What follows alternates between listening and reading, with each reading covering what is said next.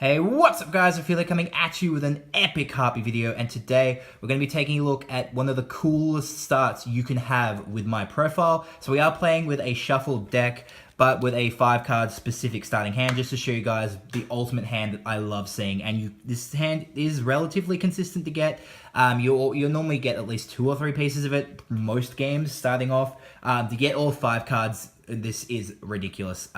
Before we jump into it, I want to talk a little bit about how you guys were worried that I was only running 2 obs in this profile. Sign is back to 3, and we are playing a 41 card deck. I was trying to cut it down to 40, and we didn't really, it was the only thing that I had space to remove. The monsters and the spells from the new set are at 2 because they're going to be short printed, obviously, because all the other archetypes that were featured on the boxes of the last, 4 Duelist packs have been short printed. So that's the main reason.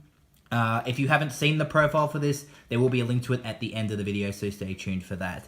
And again, this is a specific starting hand that I've chosen to show you guys. But the rest of the deck has actually been shuffled, and it will be shuffled multiple times throughout the video. So, starting off with the ultimate hand that you want, you always want to see Harpy Channeler. You know what she does. Discard Harpy cards, summon Harpies. Becomes level 7 if you have a dragon, which also helps you meet the conditions of your other cards. She loves being joined by Harpy Harpist. Her effect, of course, is out of the graveyard. If she's sent there this turn, search for any monster in the archetype. Apart from herself, Queen, and Cyber Harpy, but we don't play Cyber Harpy. Oh, and she can't search Sisters, but you don't want Sisters in your hand. You also want to see your hand trap, because people hate it, and it's hilarious. I still run it at 3. I've seen OCG builds of this deck that only run it at 1 or 2. I don't know why you wouldn't run it at 3. The only problem I have with Featherstorm is it is a normal trap, so it can be chained to. It's not like the Blackwing one that's a counter trap. But as far as I'm aware, you can chain it to hand traps. So if I'm wrong about that, please let me know in the comments below. But I'm pretty sure you can chain it to hand traps, and a lot of the strategy with this particular opening hand does based on that effect. So if I'm wrong about that, please let me know in the comments below. I don't play a lot of competitive Yu-Gi-Oh anymore. It's more casual, but obviously running through Featherstorm because it's hilarious. You want to see either Hysteric Sign or Egotist in your hand, preferably Sign, because it has Channeler, and I love Harpy Channeler. Yeah, so it searches Egotist, thins your deck, and then if it's destroyed, you get to do extra plays as well. And then finally, you have Oracle, who can summon herself if you control a level 5 or higher Harpy. So she can salvage cards for you, which is really cool. And then shout out to Harpy Lady 2 for being our center marker. So the first thing you want to do is, with this particular hand, is you want to normal summon your Harpy Channeler. Then you want to go ahead and drop Hysteric Sign. So this is pretty straightforward plays for Harpies. The reason why you play Channeler first, is if they do have a hand trap, you can chain your hand trap.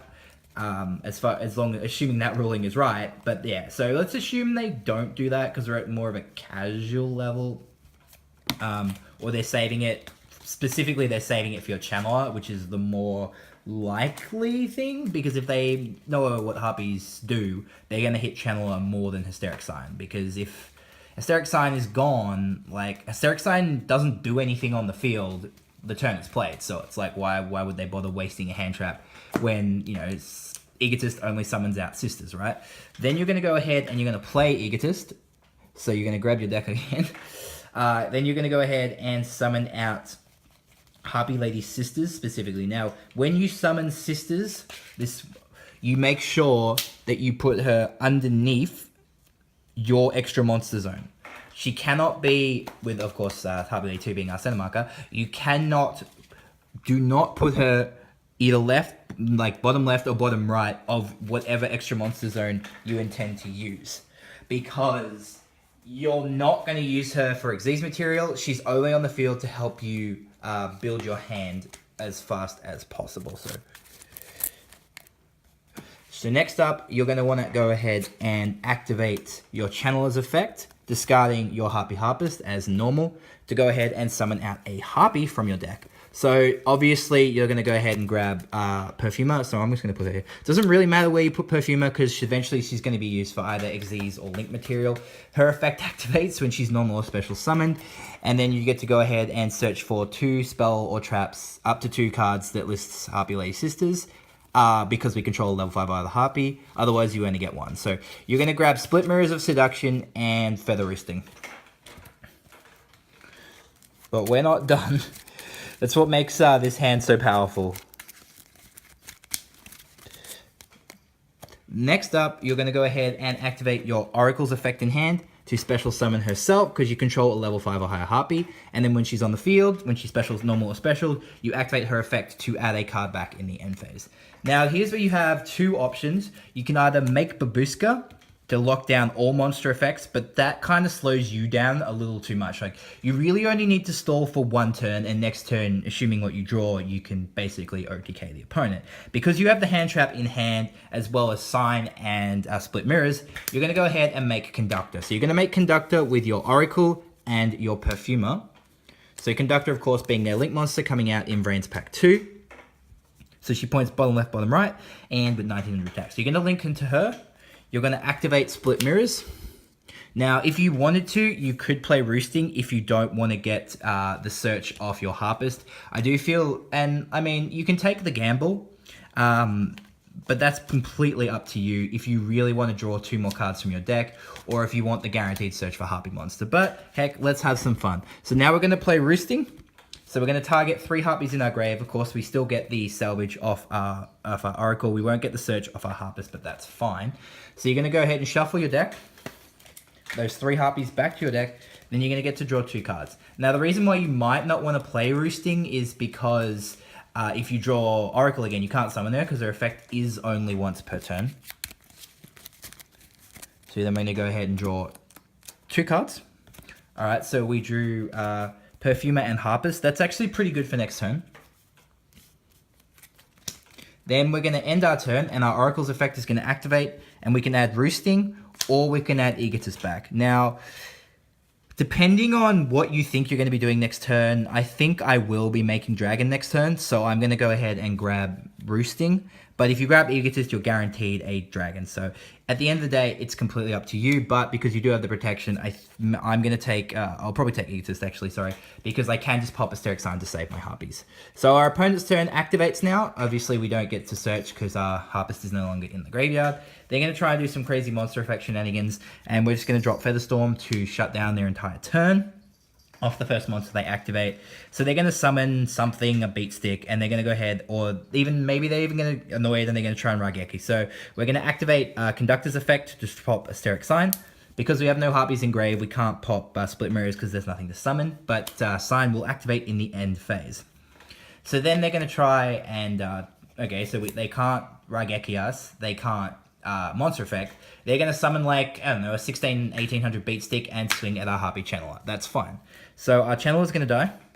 Then our Split Mirrors is going to activate, and we get to summon out another Harpy straight from the deck.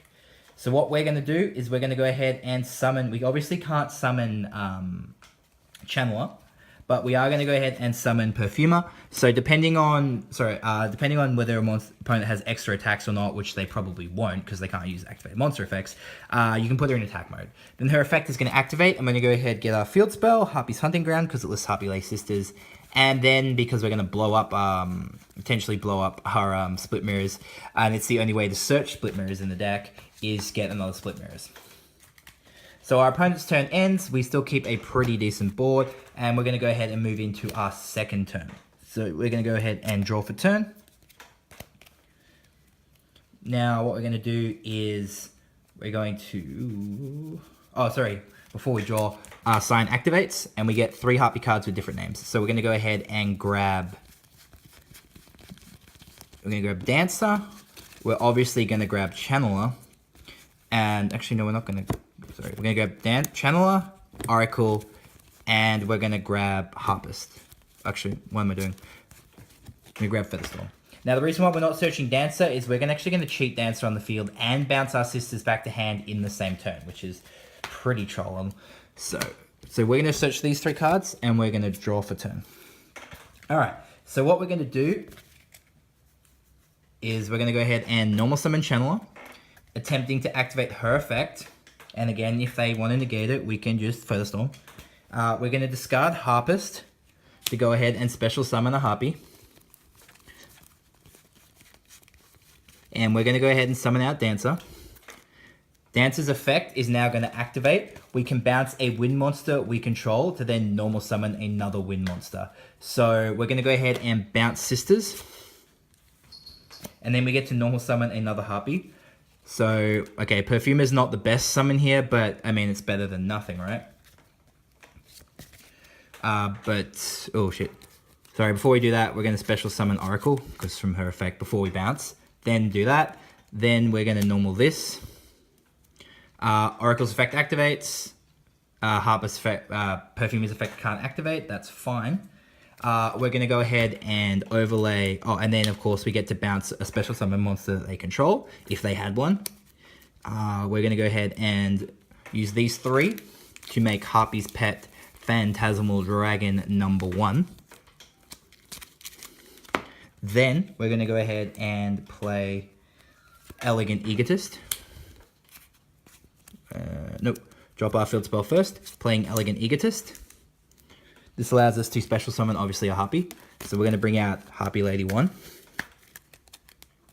We're going to special her over here. Effect of our field spell activates, and we pop our Split Mirrors. Our Split Mirrors activates, and we summon a Harpy back from our graveyard. So we're going to summon Harpist. Then we're going to use Channeler, Harpist, and Harpy Lady 1. Dancer. To make our second Phantasmal Dragon.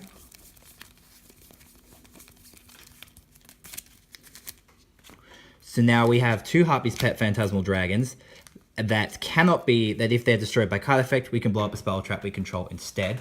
So we're going to play Split Mirrors for protection. We're going to drop a strike, just in case. Then we're going to go ahead and swing directly with both our Phantasmal Dragons for 4,600. And then if we need to, we can attack with those other monsters. End of turn, we're going to detach two. So we're going to detach Harpist, and we're going to detach Oracle. There, both of their effects activate. So we go ahead and return. We're going to return Roosting to our hand. And then we're going to go ahead and search for Harpy Channeler. And basically, how the opponent's turn will play out is if they try to use a monster effect, you will Featherstorm them. If they try to Raigeki you, you'll use her effect or Dark Hole you or any card that would destroy any of your Harpies that doesn't target, remember, because they can't target you with effects now because you have Phantasmal. You'll pop Split Mirrors, which will special summon your Oracle, which will then salvage your Split Mirrors at the end of turn. Or and then, of course, they can't attack you. So basically, you make this lock that your opponent literally can't do anything with you. So basically, that is what you do for basically the first, and then you just repeat attacking directly for game. Pretty straightforward. But you know, if you make that awesome opening hand, you can do so much with it. But anyway, guys, that's just one of the cool combos that you can pull off with the new Harpy stuff. Hope you guys enjoyed it. If you'd like to check out the deck profile, you can do. I'll put a link to it at the end of the video. If you guys have any suggestions about the deck at all, please feel free to let me know in the comments below.